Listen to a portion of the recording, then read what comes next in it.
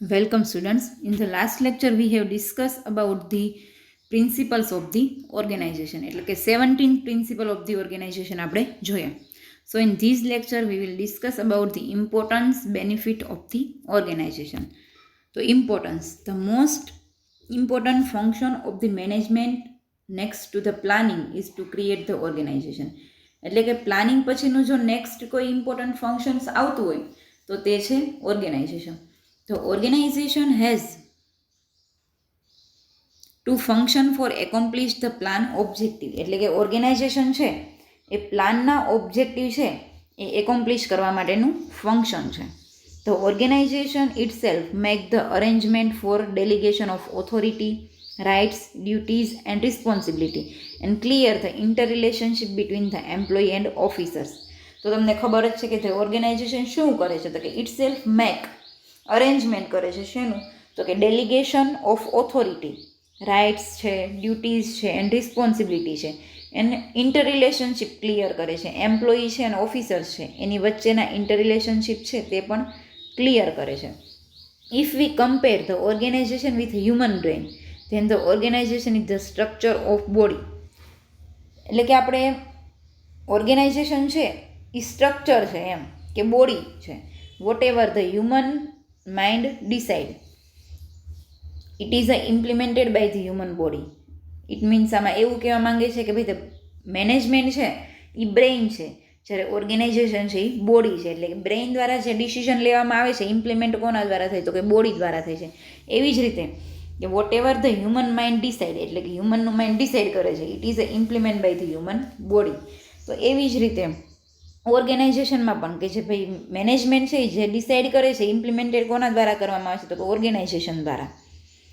Similar relationship is between the management and organisation. એટલે કે management અને ઓર્ગેનાઇઝેશન વચ્ચે આવો જ રિલેશનશિપ છે કે માઇન્ડ છે એ ડિસિઝન લે છે અને બોડી છે એને ઇમ્પ્લિમેન્ટ કરે છે. તો આમાં પણ કેવું હોય તો કે મેનેજમેન્ટ છે એ ડિસિઝન લે છે અને જે ઓર્ગેનાઇઝેશન છે એનું ઇમ્પ્લિમેન્ટેશન કરે છે. એટલે કે આવી રીતે ઓર્ગેનાઇઝેશનનું ઇમ્પોર્ટન્સ છે. તો હવે આપણે જોઈએ advantages of the organisation. The importance of the organisation is revealed in the following advantages. એટલે કે નીચેના એડવાન્ટેજીસ સાથે રિલેટેડ છે. Administrative easiness. Function can be carried out successfully due to the work division, clarity of authority, responsibility and specification of department relation.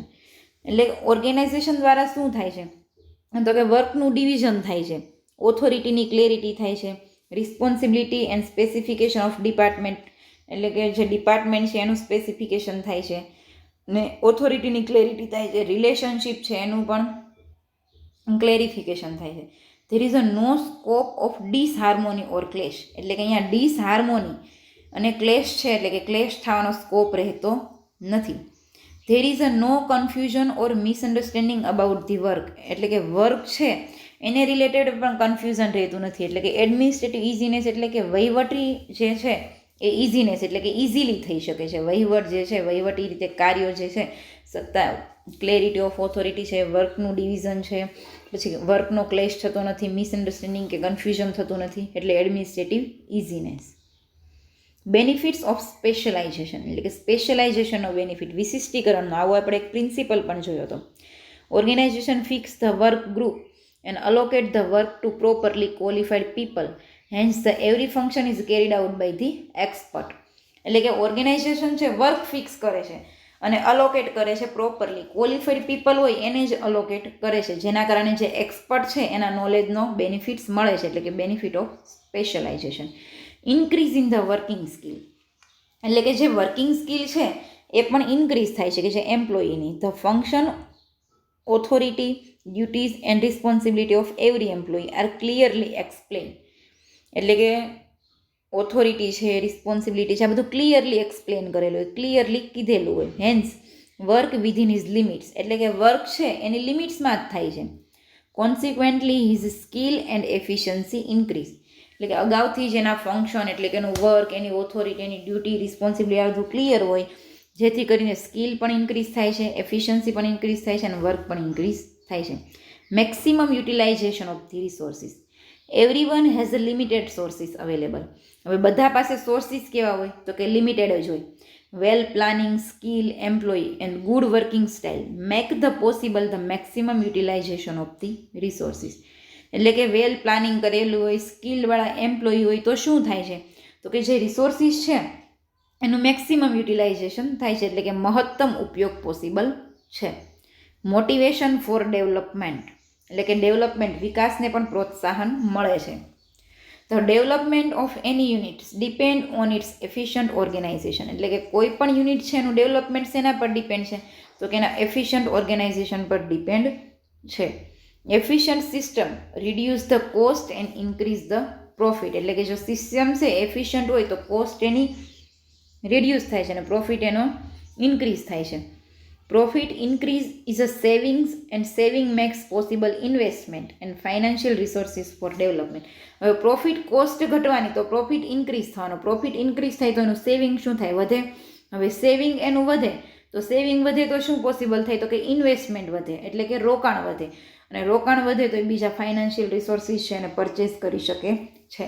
તો આવી રીતે છે ઓર્ગેનાઇઝેશનમાં development possible થાય છે. એન્કરેજમેન્ટ ફોર એમ્પ્લોયી રિસર્ચ એટલે કે જે એમ્પ્લોયી છે એને રિસર્ચ માટે એન્કરેજ મળે છે એટલે કે પ્રોત્સાહન મળે છે. Good organisation adopt the principle of specialisation એટલે કે સારું ઓર્ગેનાઇઝેશન હોય તો એ શું એડોપ્ટ કરે છે તો કે વિશિષ્ટીકરણ એટલે કે સ્પેશિયલાઇઝેશનનો પ્રિન્સિપલ એડોપ્ટ કરે છે. Hence the employee become expert in his line of work. Not only that, he developed the insight for beneficial research. એટલે કે એમ્પ્લોયી છે એક્સપર્ટ હોય એને એ કામ સોંપવામાં આવે કે જે વર્કમાં એક્સપર્ટ હોય તો એના લાઇન ઓફ વર્ક પ્રમાણે એને વર્ક આપવામાં આવે જેથી કરીને રિસર્ચ એને બેનિફિટ થાય છે. ગુડ ઓર્ગેનાઇઝેશન એન્કરેજીસ સચ રિસર્ચર એટલે કે સારું ઓર્ગેનાઇઝેશન છે ગુડ ઓર્ગેનાઇઝેશન એ રિસર્ચરને એન્કરેજ કરે છે. Because new research or improved system ultimately prove the beneficial to the system itself. એટલે કે જો ન્યૂ રિસર્ચ હોય તો એ અલ્ટિમેટલી કોને બેનિફિટ થવાનો તો કે ઓર્ગેનાઇઝેશનને જ બેનિફિટ થવાનો છે. તેથી તે એમ્પ્લોયીને છે એન્કરેજ કરે છે. પછીનું તો કે benefit of flexibility. Good organisation is a flexible એટલે કે ઓર્ગેનાઇઝેશન એ પરિવર્તનશીલ હોવું જોઈએ, રિજિડ હોવું જોઈએ નહીં. એટલે કે good organisation is a flexible. It is a capable to establish the consistency with the changing the situation with leads to increase the efficiency. કે સિચ્યુએશન ચેન્જ થાય, અમુક ફેક્ટર અફેક્ટ કરતા હોય, ઇન્ટરનલ ફેક્ટર, એક્સટર્નલ ફેક્ટર, આ બધા factor affect કરતા હોય તો જેના કારણે changes necessary. It leads to increase the efficiency એટલે કે એફિશિયન્સી ઇન્ક્રીઝ થાય છે. આમ benefit of this flexibility. Proper coordination. Coordination is a necessary in the every business. It is the soul of the business. In the good organization, coordination of the function is done in such a manner that there remain the harmony among the all activity. એટલે કે બધી activity વચ્ચે હાર્મોની create કરવા માટે proper coordination is necessary in the organisation. Training arrangement. Training હવે એમ્પ્લોયીને તમે training આપો છો તો જે હાયર લેવલ છે કે જે ઉપરનું ટોપ લેવલ છે એનું જ વર્ક ઓછું થઈ જાય છે એમ. In good organisation train employee are made available with the help of the training. Train employee lighting the responsibility of the top manager. કીધું ને કે ભાઈ ટ્રેન એમ્પ્લોયી છે એ લાઇટિંગ એટલે કે ઘટાડે છે responsibility of the top management એટલે કે ટોપ મેનેજમેન્ટ છે એની રિસ્પોન્સિબિલિટીમાં ઘટાડો કરે છે. Consequently they are able to concentrate on other matter and consider the development programme. અને સાથે સાથે એ શું થાય છે તો કે અધર મેટર પર કોન્સન્ટ્રેટ કરી શકે છે જેના કારણે પ્રોગ્રામનો શું થાય છે તો કે ડેવલપમેન્ટ થાય છે. તો the training arrangement is also the benefits of the organisation. Increase the profit by economising. Good organisation obtain the best outcomes through the minimum wastage of labour, time, energy and money. એટલે કે good organisation શું કરે છે તો કે ઓછામાં ઓછા ખર્ચે, ઓછામાં ઓછા લેબરના ખર્ચે ટાઈમ છે, એનર્જી છે, મની છે, આ બધું મિનિમમ કરે છે. Hence the profit of the enterprise increase and economic way also increase the profit. એટલે કે જે ટાઈમ ઓછો થવે, વેસ્ટેજ ઓછો થાય જેના કારણે પ્રોફિટ પણ ઇન્ક્રીઝ થાય છે. તો આમ ઇન્ક્રીઝ ધ પ્રોફિટ બાય ઇકોનોમાઇઝિંગ એટલે કે ઓર્ગેનાઇઝેશન જો ગુડ હોય તો તેના દ્વારા ઇન્ક્રીઝ પ્રોફિટ કરી શકાય છે. તો આ 10 આપણે જોઈએ benefits of the organisation. First is that the administrative easiness, એટલે કે એમાં ઇઝીનેસ રહેશે. સેકન્ડ, સ્પેશિયલાઇઝેશનનો બેનિફિટ મળે છે, વર્કિંગ સ્કિલ ઇન્ક્રીઝ થાય છે, maximum utilisation of the resources, એમ્પ્લોયીને મોટિવેશન મળે છે ડેવલપમેન્ટ માટે, એન્કરેજમેન્ટ થાય છે, ફ્લેક્સિબલ છે, proper coordination, training arrangement and increase the profit by economising. હવે આપણે જોવાનું છે ડિફેક્ટ, લિમિટેશન એન્ડ ક્રિટિસિઝમ. આ બધું કહીએ એક જ છે કે ડિફેક્ટ શું છે, લિમિટેશન શું છે અને ક્રિટિસિઝમ શું છે ઓર્ગેનાઇઝેશનના. If the creation of organisation is not done keeping in the view its guideline principle, એટલે કે ઓર્ગેનાઇઝેશન છે એના ગાઈડલાઇન 17 આપણે પ્રિન્સિપલ જે જોયા હતા અગાઉના વિડીયોમાં તેના પ્રમાણે જો પ્રિપેર કરવામાં આવ્યું ન હોય તો then some defect and shortfalls may be created. એટલે તો ઓર્ગેનાઇઝેશનમાં શું થાય તો કે ડિફેક્ટ અને શોર્ટફોલ આવે છે. તો ફોલોઈંગ સચ કેન બી ડિફેક્ટ, એટલે કે limitations. No clarity in the work delegation. હવે આપણે વર્ક ડેલિગેશન એક પ્રિન્સિપલ જોયો તો કે ભાઈ એમાં ક્લેરિટી હોવી જોઈએ, અને ઓર્ગેનાઇઝેશનનું કામ જ એ છે કે વર્કમાં ક્લેરિટી હોવી જોઈએ. તો આ એક એની લિમિટેશન છે કે ભાઈ no clarity in a work delegation. If any work remain to be interested or if it is a repeated then it does not carry the required clarity. એટલે કે વર્ક છે એ તમારે આપવાનું રહી ગયું હોય, ઇન્ટરેસ્ટ કરવાનું રહી ગયું હોય તો વર્ક રિપીટેડ, અમુક વર્ક રિપીટ થયું હોય તેના કારણે ક્લેરિટી રહેતી નથી. It increase the complexity and leads two failure. જેના કારણે કોમ્પ્લેક્સિટી એટલે કે ગૂંચવાડો વધે છે અને ફેલિયર થાય છે, કે ફેલિયર તરફ દોરી જાય છે. Consequently efficiency enter into it, inefficiency enter into it, એટલે કે ઇનએફિશિયન્સી એન્ટર થઈ જાય છે ઓર્ગેનાઇઝેશનમાં, એફિશિયન્ટ રહેતું નથી. લાઈક એની લિમિટેશન છે કે ભાઈ no clarity in the work delegation. Second is that the excess centralisation of the authority, એટલે કે ઓથોરિટી છે એનું કેન્દ્રીકરણ વધારે કરવામાં આવ્યું, કે excess centralisation of authority. If the lower level of employee are not interested with the authority as per the responsibility and work, એટલે કે લોઅર એમ્પ્લોયી છે એને એના વર્ક પ્રમાણે ઓથોરિટી આપવામાં આવેલી ન હોય, the top management has to take the all decision, એટલે કે લોઅર લેવલને તમે જેટલું વર્ક આપો છો તો એ પ્રમાણે તમારે એને ડિસિઝન લેવા માટેની ઓથોરિટી પણ આપવી જોઈએ એમ. એટલે કે authority and responsibility are to are same level હોવું જોઈએ. જો તમે એવું ન કરો તો બધા ડિસિઝન કોને લેવા પડે તો કે all the decision is taken by the top management, જેથી કરીને ટોપ મેનેજમેન્ટનું બર્ડન તો શું થવાનું તો કે ઇન્ક્રીઝ જ થવાનું. These lead to delay in the work and increase in the burden of the top management. એવું કે અલ્ટિમેટલી ધ બર્ડન છે ઇન્ક્રીઝ થવાનું, વર્ક ડિલે થાય, તો leading to reduction in a efficiency, એટલે કે શેને લીડ કરી જાય તો કે રિડક્શન ઇન એફિશિયન્સી, એટલે એફિશિયન્સી ઘટે છે. એની પછીનું traditionalism and rigidity. The organisation can not show flexibility, એટલે કે ઓર્ગેનાઇઝેશન છે એ ફ્લેક્સિબલ ન હોય, રિજિડ હોય. ઇન શોર્ટ ઓર્ગેનાઇઝેશન છે તમારે ફ્લેક્સિબલ જ હોવું જોઈએ, પરંતુ અમુક વાર રિજિડ હોય, then its becomes the rigid. It can not adopt the development. હવે ટ્રેડિશનલ છે એટલે કે પરંપરાગત જે રૂઢિચુસ્ત હોય અને રિજિડ હોય તો એ ડેવલપમેન્ટને એક્સેપ્ટ કરતું નથી. Only traditional work carried out, એટલે કે જે ટ્રેડિશનલ વર્ક છે એ જ કેરીડ આઉટ કરવામાં આવે છે, જેના કારણે શું થાય તો કે these leads to red tapism with breeds inefficiency proving harmful to the organisation. એટલે કે એ શું કરે તો કે ઇનએફિશિયન્સી તરફ બ્રીડ્સ કરી જાય છે અને ઓર્ગેનાઇઝેશનને હાર્મફુલ થાય છે. એટલે કે આપખુદશાહી, પછી રેડ ટેપિઝમ એટલે કે તુમારશાહી જેવું છે તે બધું એમાં આવવા મળે છે, એટલે કે સારી રીતે એનો ડેવલપમેન્ટ થતો નથી. સો ઓર્ગેનાઇઝેશન રિજિડ ન હોવું જોઈએ, ફ્લેક્સિબલ જ હોવું જોઈએ. Selection of improper administrator. The superior officer should have to capacity two provide the proper guidance and direction and get the pre determined work from it. એટલે કે સુપિરિયર, હવે જે એડમિનિસ્ટ્રેટર છે કે જે ઉપરી છે ઇમ્પ્રોપર સિલેક્ટ થઈ જાય, એટલે કે તો એ ઇમ્પ્રોપર હોય તો તે શું કરવાનું તો કે પ્રોપર ગાઈડન્સ ના આપે, ડાયરેક્શન ના આપે, વર્ક છે પ્રી ડિટરમાઇન ન કરે, than do not have such a skill and inside then would be the misguide them. એટલે કે જે ઉપરના જે ટોપ લેવલના એડમિનિસ્ટ્રેટર છે એ જ મિસગાઈડ કરે, કે એની પાસે સ્કિલ જ નથી હોતી તો એ મિસગાઈડ જ કરવાના.